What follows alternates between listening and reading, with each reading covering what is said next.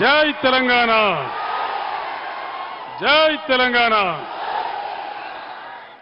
గౌరవనీయులు నిజామాబాద్ బీఆర్ఎస్ అభ్యర్థిగా పోటీ చేస్తున్న మిత్రులు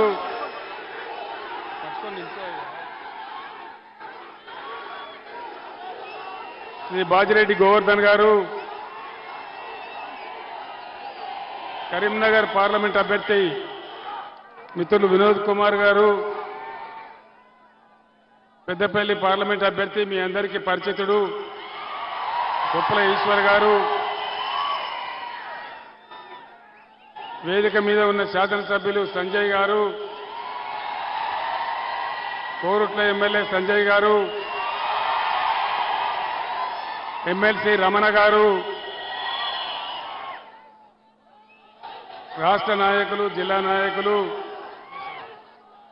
ఇంత పెద్ద ఉష్ణోగ్రతలు కూడా తరలి వచ్చినటువంటి నా అన్నదమ్ములకు, నా అక్క చెల్లెలకు అందరికీ నమస్కారం. ఈరోజు పార్లమెంట్ ఎలక్షన్లు జరుగుతూ ఉన్నాయి. 3 పార్టీలు రంగంలో ఉన్నాయి: బీఆర్ఎస్, బీజేపీ, కాంగ్రెస్.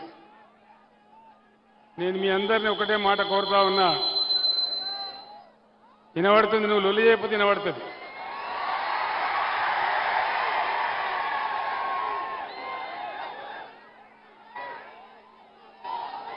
జగిత్యాల జిల్లా ఎన్నో ఏండ్ల నుంచి కలగని మనం జగిత్యాల జిల్లా తెచ్చుకున్నాం. ఇవాళ జిల్లాల బాబు మైకు సౌండ్ పెంచు కొంచెం.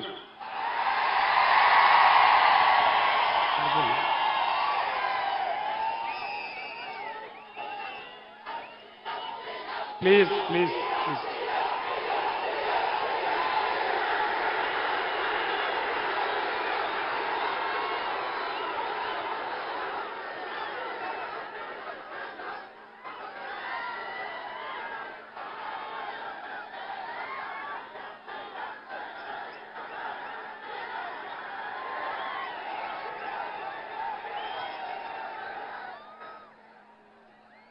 మనందరం కూడా ఎన్నో దశాబ్దాల పాటు కలగని జగిత్యాల జిల్లా ఏర్పాటు చేసుకున్నాం.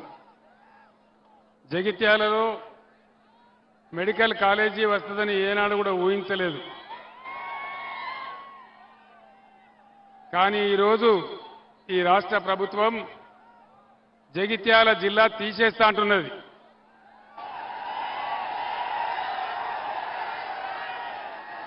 జగిత్యాల జిల్లా ఉండన్నా పోవన్నా అన్నా ఎన్నుకోలు చెప్తలేరు. జగిత్యాల జిల్లా ఉండన్నా మరి ప్రభుత్వం తీసేస్తా అంటున్నది. జగిత్యాల జిల్లా ఉండాలంటే నిజామాబాద్ ఎంపీగా బాజిరెడ్డి గోవర్ధన్ గారు గెలవాలి, పెద్దపల్లి ఎంపీగా ఈశ్వర్ గారు గెలవాలి, కరీంనగర్ ఎంపీగా వినోద్ కుమార్ గెలవాలి. ఎందుకంటే వీళ్ళకి ఇప్పుడున్న ప్రభుత్వానికి తోక తెలియదు, నా తొండేమి తెలియదు. ఏ పని కూడా వీళ్ళకి చక్కగా చేస్తలేదు. మీ అందరికీ తెలుసు, ఉద్యమ సమయంలో ఈ ప్రాంతం అంతా నేను బాగా తిరిగినాను. జగిత్యాల కూడా చాలాసార్లు వచ్చినాను. వరద కాలువ బాధ చూసి, వరద కాలువను మన హయాంలో ఒక రిజర్వాయర్గా చేసుకున్నాం. దానిలో మత్స్య కార్మికులు బతికినారు, రైతులు బతికినారు. రైతుల చెరువులు నింపడానికి అవసరమైన ఓటీలన్నీ పెట్టి అప్పుడున్న విద్యాసాగర్ రావు ఎమ్మెల్యే గారి ఆధ్వర్యంలో, చొప్పదండి ఎమ్మెల్యే గారి ఆధ్వర్యంలో, బ్రహ్మాండంగా బాల్కొండ ఎమ్మెల్యే గారి ఆధ్వర్యంలో వరద కాలు వెంబడి ఎన్ని కావాలంటే అంత తుమ్ములు పెట్టి బ్రహ్మాండంగా చెరువులు నింపుకున్నాం. ఆ చెరువుల కింద రైతులు వ్యవసాయం చేసి బ్రహ్మాండంగా బతికినారు. ఇలా ఎందుకు వరద కాలువని ఎండబెట్టినారు అని నేను అడుగుతా ఉన్నా. ఏ కారణం చేత ఎండబెట్టినారు? పంటలు ఎండబెట్టినారు, పొలాలు ఎండిపోయినాయి, రైతుల పొలాలు ఎండిపోయినాయి. దానికి ఎవరు బాధ్యులు? దయచేసి ఆలోచించాలని చెప్పి నేను కోరుతా ఉన్నా. మీ అందరు నేను ఒకటే మాట కోరుతా ఉన్నా, 5 నెలలలోనే ఆగమాగం చేస్తా ఉన్నారు రాష్ట్రాన్ని. బీడీ కార్మికుల గురించి పట్టింపు లేదు, చేనేత కార్మికుల గురించి పట్టింపు లేదు, గౌడ కార్మికులు గీత కార్మికుల గురించి పట్టింపు లేదు, విద్యార్థుల గురించి పట్టింపు లేదు, విద్యార్థుల ఫీజు రీఎంబర్స్మెంట్ వస్తలేదు, విద్యార్థులకు ఓవర్సీస్ స్కాలర్షిప్ వస్తలేదు. దీనికి అంతటి కారణం ఏంది? పోనీ ఇవన్నీ వస్తలేవు, ఇవన్నీ కేసీఆర్ ప్రభుత్వం స్కీములు. వాళ్ళు చెప్పిన 6 గ్యారంటీలలో ఏదన్నా అమలైందా? మహిళలకు 2500 వచ్చినాయా? వచ్చినాయట కదనా? జగిత్యాలు వచ్చినాయట కదా? ఇలా రాహుల్ గాంధీ చెప్తుండే నిర్మల్ మీటింగ్లో, రాహుల్ గాంధీ నిర్మల్ మీటింగ్లో ఏం చెప్తున్నాడంటే ఆల్రెడీ మహిళలకు 25,000 రూపాయలు 22,500 వేస్తా ఉన్నామని చెప్తా ఉన్నాడు. రాలేదా? ముఖ్యమంత్రి రేవంత్ రెడ్డి చెప్పిండు, కేసీఆర్ 1 లక్ష మాఫీ చేసినాడు, మీరందరూ పరిగెత్తండి, 2 లక్షల రుణం తీసుకోండి, డిసెంబర్ 9 నాడే మాఫీ చేస్తాడు. 2 లక్షల రుణమాఫీ అయ్యిందా? కాలేదా? జగిత్యాల కడ కూడా కాలే. నేను తెలంగాణ మొత్తంలో ఎక్కడ అడిగినా ఇదే మాట చెప్తా ఉన్నారు. కానీ ముఖ్యమంత్రి ఏం చెప్తున్నాడు? ఇవాళ ఏ ఊరికి పోతే ఆ ఊరి దేవుని మీద ఒట్టు పెట్టుకొని, బాసర అమ్మవారి మీద ఒట్టు, యాదగిరి నరసన్న మీద ఒట్టు, ఎక్కడికి పోతే అక్కడ దేవుళ్ళ మీద ఒట్టు పెడతా ఉన్నాడు. నమ్మచ్చునా ఈ ముఖ్యమంత్రిని? నమ్మే పరిస్థితి ఉందా? అరచేతుల వైకుంఠం చూపెట్టి అడ్డగోలు హామీలు ఇచ్చి ఇష్టం వచ్చిన పద్ధతిలో నోటికొచ్చిన వాగ్దానాలు చేసి ఈరోజు కాంగ్రెస్ ప్రజలను మోసగించింది. మీ అందరికీ కూడా తెలుసు. ఏ ఒక్కరి సంక్షేమం కూడా చూడడం లేదు. నరేంద్ర మోడీ 10 ఏళ్లైంది దేశానికి ప్రధానమంత్రి అయి. అచ్చే దిన్ వచ్చిందా? సచ్చే దిన్ వచ్చింది. అచ్చే దిన్ రాలేదు కానీ సచ్చే దిన్ మాత్రం వచ్చింది. అడ్డగోలుగా ధరలు పెరిగిపోయినాయి. అమృత్ కాల్ వచ్చిందా? బేటీ పడావో బేటీ బచావో వచ్చిందా? జన్ధన్ ఖాతాల డబ్బులు పడ్డాయా? జగిత్యాల కాడ 15 లక్షలు వచ్చినాయట కదా? మోడీ వచ్చినాయని చెప్తున్నాడు. జగిత్యాల ఎవరికి రాలేదా అన్న? 15 లక్షలు మోడీ ఇస్తానే వచ్చినాయా? రాలేదా? ఇలా భారతదేశ రూపాయి విలువ డాలర్కు వ్యతిరేకంగా చూస్తే కనాహీనంగా 84 రూపాయలకు పడిపోయినది. ఎగుమతులు బంద్ అయినాయి, దిగుమతులు పెద్దగా పెరిగిపోయినాయి. దేశానికి 100 లక్షల కోట్ల అప్పు పెరిగింది. ఏ ఒక్క వర్గానికి కూడా మోడీ ప్రభుత్వంలో న్యాయం జరగలే. జరుగుతుందా? ఎవ్వలకు కూడా జరగలే. ఒక దళితులకు, గిరిజనులకు, రైతులకు, మహిళలకు, చదువుకునే విద్యార్థులకు, నిరుద్యోగులకు ఎవరికైనా లాభం జరిగిందా అంటే ఎవరికి లాభం జరగలేదు కదా? ఈ 2 పార్టీలని మీ అందరికీ తెలుసు. దేశంలో, భారతదేశంలో ఎక్కడ లేని విధంగా రైతు బంధు అనే పథకాన్ని పుట్టించి దాదాపు 6-7 సంవత్సరాలుగా రైతుల ఖాతాలో డబ్బులు జమ చేసినాం. రైతు బంధు పడ్డదా? రైతులందరికీ పడలే కదా? ఏం పడాలి? కాంగ్రెస్ హామీ ఇచ్చిన మేరకు ఏం పడాలి? రైతు బంధు కాదు, మేము రైతు భరోసా ఇస్తాం, 7,500 ఇస్తాం, సంవత్సరానికి 15,000 ఇస్తామన్నారు. మొదటి 5,000 దిక్కులేవు. రెండవది ఇంకోటి చెప్తున్నారు, మేము రేపు పొలం దున్నినోనికే వేస్తాం, చేసిన వాళ్ళకే వేస్తాం, 5 ఎకరాలకే పరిమితి పెడతాం. మరి 7 ఎకరాలు ఏం పాపం చేసిండు? 6 ఎకరాలను ఏం పాపం చేసిండు? నువ్వు లిమిట్ పెడతా అంటే నువ్వు 20-25 ఎకరాలకు పెట్టాలి. 20-25 ఎకరాలకు పెట్టాలి కానీ 5 ఎకరాలకు ఏం, 6 ఎకరాలు, 7 ఎకరాలు, 8 ఎకరాలు ఏం పాపం చేసిండ్రు, ఏం తప్పు చేసిండ్రు? అందువల్ల దయచేసి నేను రైతు సోదరులందరినీ కోరుతా ఉన్నా, వడ్లన్నీ కొంటున్నారా? యాసంగి వడ్లు నేను వస్తుంటే రోడ్డు పంట చూసినా ఎక్కడి కుప్పలు అక్కడనే ఉన్నాయి. 500 బోనస్ వచ్చిందా వడ్లకు? బోనస్ రాలేదా? 500 బోనస్ రాలే. బోనస్ బోగసే అయిందా? ఇక్కడ కళ్యాణ లక్ష్మి పెడితే కేసీఆర్ 1 లక్ష రూపాయలు ఇస్తాడు, మేం తులం బంగారం ఇస్తామన్నారు. ఎవరికన్నా తులం బంగారం వచ్చిందా? మీరు తప్పు చెప్తాను. జగిత్యాలలో 2 తులాలు వచ్చిందట కదా, 2 తులాలు ఇస్తానట. ఇస్తలేరా? లేదు. తులం బంగారం కూడా తుస్సుమన్నది. అంటే మొత్తానికి అరిచేతుల వైకుంఠం చూపించి చాలా బ్రహ్మాండంగా మనందరినీ కూడా మోసగించింది కాంగ్రెస్ ప్రభుత్వం. ఆనాడు నా ప్రాణం అడ్డం పెట్టి 15 సంవత్సరాలు రాజీ లేని పోరాటం చేసి ఈ తెలంగాణ రాష్ట్రాన్ని మనం సాధించుకున్నాం. నేనక్కడ నిమ్స్ దవాఖానలో పడి ఉంటే మీరందరూ కూడా ఎక్కడి వాళ్ళు అక్కడ నిరాహార దీక్ష శిబిరాలు పెట్టి పులుల్లాగా కొట్లాడితే మన రాష్ట్రం మనకు వచ్చింది. మిషన్ భగీరథ నీళ్లు వస్తున్నాయా? బంద్ అయినాయా? కరెంటు కోతలు మోపైనాయా? మరి ఎక్కడికి పోయింది 9 ఏళ్ళు వచ్చిన కరెంటు? ఇవాళ అసమర్థత. మంచిగా వచ్చిన మంచినీళ్లు పట్టణంలో అయితే పేదలకు ఒకటే 1 రూపాయికి నల్లా కనెక్షన్ ఇచ్చినాం. అందరి పేదల ఇళ్లలో నల్లాలు పెట్టినాం. అందరి ఇళ్లలో నీళ్లు దుంకిచ్చినాం, గోదావరి నీళ్లు. మరి ఇప్పుడు ఏం రోగం వచ్చింది ప్రభుత్వానికని నేను అడుగుతా ఉన్నా. వచ్చిన కరెంట్ ఎడిపోయింది, వచ్చిన మంచినీళ్ళు ఎడిపోయినాయి. చదువుకునే విద్యార్థులకు, పేద విద్యార్థులకు 20 లక్షలు విదేశాలలో చదువుకోవడానికి స్కాలర్షిప్ ఇచ్చినాం. అవి బంద్ పెట్టినారు.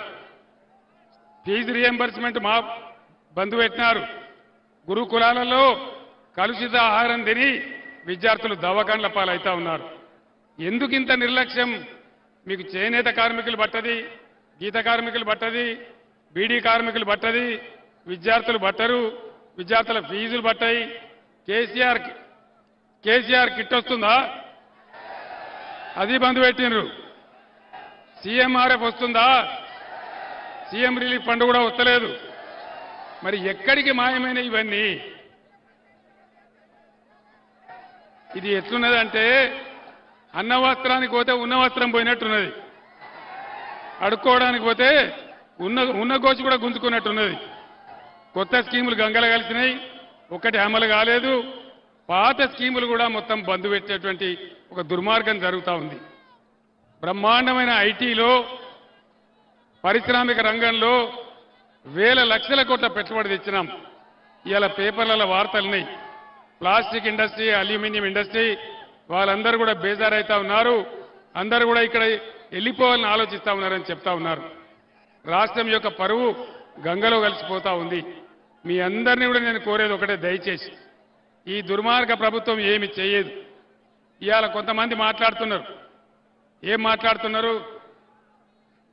బీజేపీకి కాంగ్రెస్కు పోటీ ఉంది, బీఆర్ఎస్కు ఎంపీలు ఎందుకు అని మాట్లాడుతున్నారు. నలుగురు బీజేపీ ఎంపీలు గెలిచిండ్రా? కాదు, 4 ఎంపీలు గెలిచిండ్రు. 4 రూపాయలన్న తెచ్చిండ్రా? ఏమైనా అభివృద్ధి చేసిండ్రా? ఈడ అరవింద్ ఎంపీ గెలిచిండు. పొద్దున లేస్తే విషం చింపడం తప్ప 4 రూపాయల పని అయిందా పని? పసుపు బోర్డు వచ్చిందా? నిజాం షుగర్ ఫ్యాక్టరీ తెరిచిండ్రా? మరి వీళ్ళకి ఎందుకు వేయాలి ఓటు? దయచేసి ఆలోచన చేయండి. మోడీ చెప్పింది జరగదు, ఎంపీలు గెలిచి ఏం చేయరు. ఈ రాష్ట్రంలో ఒక మంత్రి, కేంద్ర మంత్రి ఉంటే 5 రూపాయల అభివృద్ధి జరగదు. దీని మీదికెళ్ళి మోడీ గవర్నమెంట్ మొత్తం జూటా వాగ్దానాలు. సబ్కా సాత్ సబ్కా వికాస్ ఏమైనా అయిందా? ఏం కాలే కానీ సబ్కా సత్యనాశ అయింది. మొత్తం మందిని ముంచేసింది మోడీ. ఇదంతా గ్యాస్ పురాణమే తప్ప ఈ దేశంలో ఎవ్వలకు కూడా ఏమి కూడా చేయలేదు, చెయ్యరు కూడా. అందుకే నేను మీకు మనవి చేస్తా ఉన్నా, దయచేసి మీరందరూ కూడా బ్రహ్మాండంగా ఆలోచన చేయాలి. యువకులకు నేను ఒక మాట చెప్తా ఉన్నా. జగిత్యాల ప్రాంతంలో కూడా లంబాడా బిడ్డలన్నారు. నేను కూడా లంబాడా తండాలు తిరిగిన. ఇవాళ హైకోర్టులో నిన్న హైకోర్టులో జడ్జి గారు చెప్పినారు, ఆనాడు బీఆర్ఎస్ ప్రభుత్వంలో మేము గిరిజన బిడ్డలకు రిజర్వేషన్ పెంచాలని 10% రిజర్వేషన్ ఇచ్చినాం. ఇవాళ హైకోర్టులో కేసు పడ్డది. ప్రభుత్వం గట్టిగా వాదించాలి కదా, తీయాలి కదా, శాస్త్రీయంగా లెక్క చేసి చెప్పినాం కదా, వాళ్లకు పెట్టే పరిస్థితి లేదు. తెలంగాణ ఆనాడు వరద కాలువను రిజర్వాయర్ చేసుకుంటే బ్రహ్మాండంగా 10 నెలల పాటు కాకతీయ కాలువ నడిస్తే మీకు బ్రహ్మాండంగా వడ్లు వండినాయి. 3 కోట్ల టన్నుల వడ్లు వండించినాం. కొనుమంటే మోడీ కొనలేదు. అందరం పోయి ఢిల్లీలో ధర్నా చేసినాం. ఆ మోడీ అంటాడు, మీరు మీ తెలంగాణ ప్రజలకు యాసంగి వడ్లు కొద్దిగా నూకలైతే అంటే మీ తెలంగాణలో నూకలు తినండి అంటాడు. నూకలు తినమన్నటువంటి నూకరాజు ఈ ప్రధానమంత్రి మోడీ. మరి ఇప్పుడు మళ్ళా ఓటేయన్న మనము దేనికోసం వేయాలా? దయచేసి ఆలోచన చేయాలి. ఈ రాష్ట్రం మీది, భవిష్యత్తు మీది. మీరు యువకులు ఆలోచించి ఓటు వేయాలి తప్ప ఆగమాగం ఓటేద్దని చెప్తా ఉన్నా. ఈ బిల్డింగ్ మీద నాకంతా యువ సోదరులు కనపడతా ఉన్నారు.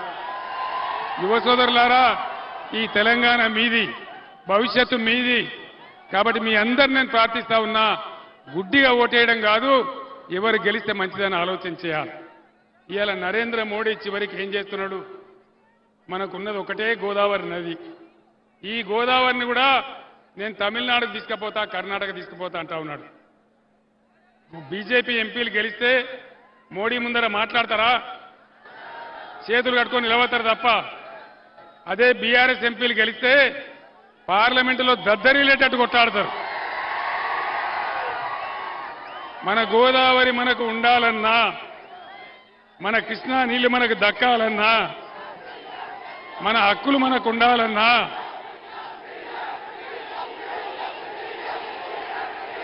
ఎందుక నేను చెప్పేది వాళ్ళకి అర్థం కావద్దా ప్రజలకు?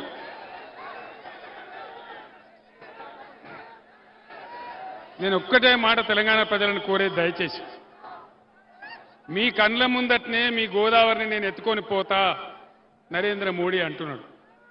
ఈ ముఖ్యమంత్రి ఏమో సపోర్ట్ చేయడు. మరి గోదావరి పోనా?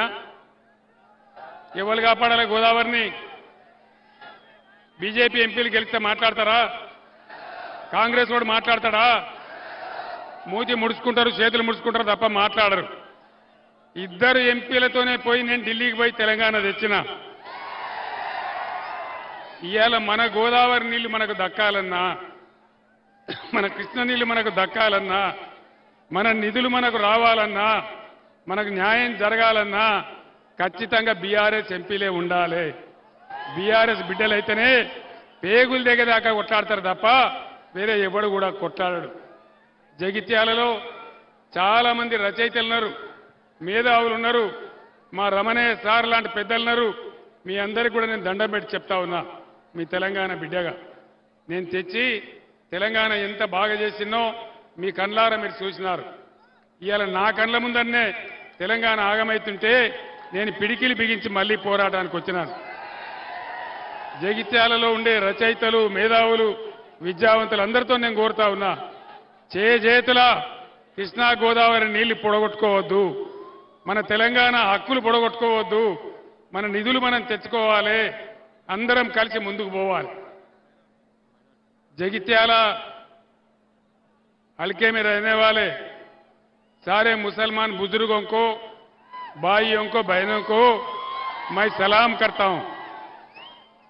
आप तमाम लोगों से मैं अदबन गुजारिश करता हूं, सोचिए, दानिशमंदी से सोचिए, आज देश का हालत क्या है, क्या हो रहा है इस देश में, क्या ऐसा ही चलना चाहिए? हिंदू, मुसलमान, क्रिश्चियन सभी मिलकर भाईचारे से जीना चाहिए, वो हमारा देश का उसूल है। ये देश किसी का नहीं है, ये देश सभी का है, देश में रहने वालों का है।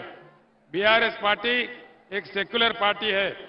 जब मैं जद्दोजहद चला रहा था तेलंगाना का, उन दिनों मैं कहा अल्लाह के घर में देर है लेकिन अंधेर नहीं। अल्लाह का करम हुआ, हमारे को तेलंगाना हासिल हुआ और तेलंगाना में कैसा कैसा काम किए। सभी को कैसा साथ लेके चले। गरीब हिंदू लोगों को बदकम्मा तोहफा भेजा मैंने, मुसलमान भाइयों को रमजान तोहफा भेजा। क्या अब रमजान तोहफा आया इस बार? आया? नहीं आया? क्यों नहीं आया? क्या मतलब है? क्या मतलब है इसमें? हम सभी मिलकर जीने वाले हैं, इसीलिए आप कहीं गुमराह होके कांग्रेस को वोट देंगे तो खामखा बीजेपी जीत जाएगा, इसमें कोई फायदा नहीं है। इसलिए सारे मुसलमान कौम से, बुजुर्गों से मैं गुजारिश करता हूं कि आप बीआरएस के तायद कीजिए, बीआरएस को वोट डालिए। तेलंगाना को जब तक केसीआर जिंदा है एक सेक्युलर स्टेट ही बरकरार रखेंगे। हम सब मिलकर जिएंगे, खुशी से जिएंगे। माइनॉरिटी बच्चों के लिए मैंने कितना बेहतरीन रेजिडेंशियल स्कूल खोला और बच्चे किस अंदाजे में पढ़ रहे हैं वहां पे, आप देख रहे हैं। ऐसे कई चीजों में हम सबको मिलकर अगर आगे बढ़ना है तो बिल्कुल बीआरएस पार्टी को जिताइए, इतना मैं आपसे अपील करता हूं। సోదరులారా, మీ అందరికీ నాది ఒకటే మనవి, కాంగ్రెస్ మెడలు వంచి, ఈ ప్రభుత్వం మెడలు వంచి 6 గ్యారెంటీలు అమలు చేయించాలంటే బీఆర్ఎస్ పార్టీ గెలవాలి. మన నదులు కాపాడాలంటే బీఆర్ఎస్ పార్టీ గెలవాలి. ఢిల్లీ నుంచి నిధులు రాబట్టాలంటే మన బీఆర్ఎస్ ఎంపీలు గెలవాలి. ఆనాటి నుంచి ఈనాటి దాకా కూడా బ్రహ్మాండంగా తెలంగాణ కోసం పేగులు తెగేదాకా కొట్లాడే ఒకే ఒక పార్టీ బీఆర్ఎస్ పార్టీ, బీఆర్ఎస్ కార్యకర్తలు. కాబట్టి దయచేసి విజ్ఞతతోనే ఆలోచించి మీరందరూ కూడా ముందుకు రావాలని కోరుతా ఉన్నా. జగిత్యాల, కోరుట్ల, మెట్టిపల్లి ప్రాంతాలలో బీడీ కార్మికులు చాలా ఉంటారు. ఏ ప్రభుత్వం అన్నా, కాంగ్రెస్ అన్నా, బీజేపీ అన్నా మీకేనాడన్నా ఒక రూపాయి పెన్షన్ ఇచ్చిందా? బీడీ కార్మికులను ఆదుకున్నది ఒక బీఆర్ఎస్ ప్రభుత్వం మాత్రమే. బీడీ కార్మికుల బతుకులు నిలబెట్టింది బీఆర్ఎస్ ప్రభుత్వం మాత్రమే. ఇలా బీడీ కార్ఖానాలు మోడీ బంద్ చేయిస్తా ఉన్నాడు, ముఖ్యమంత్రి రేవంత్ రెడ్డి దాన్ని డబ్బా కొడతా ఉన్నాడు, మీ నోట్లో కూడా మట్టి కొట్టే ప్రయత్నం చేస్తా ఉన్నారు. కాబట్టి బీడీ కార్మికులు కూడా విజ్ఞతతోనే ఆలోచించి ఠేకేదారులందరూ కూడా చైతన్యం తీసుకొచ్చి బీఆర్ఎస్ను గెలిపించాలి. బీఆర్ఎస్ గెలుపులోనే తెలంగాణ గెలుపున్నది, బీఆర్ఎస్ విజయంలోనే తెలంగాణ విజయం ఉన్నది. కాబట్టి దయచేసి మేధావులు, విద్యార్థులు, యువకులు అందరూ కూడా విజ్ఞతతోనే ఆలోచించి బ్రహ్మాండంగా బీఆర్ఎస్ పార్టీని గెలిపించండి. కేసీఆర్ గుండె చీల్చితే తెలంగాణ ఉంటుంది. కేసీఆర్ బతుకున్నంత వరకు తెలంగాణ కోసం అంకితమై పోరాడతాడు తప్ప నాకు వేరే లక్ష్యం లేదు. కాబట్టి మీ అందరు దయచేసి ఇక్కడ నిజామాబాద్ ఎంపీగా బాజిరెడ్డి గోవర్ధన్ గారిని, పెద్దపల్లి ఎంపీగా ఈశ్వర్ గారిని, కరీంనగర్ ఎంపీగా వినోద్ గారిని గెలిపించమని కోరుతూ నేను సెలవు తీసుకుంటా ఉన్నా. జై తెలంగాణ, జై తెలంగాణ. కారు గుర్తుకే, కారు గుర్తుకే. జై తెలంగాణ.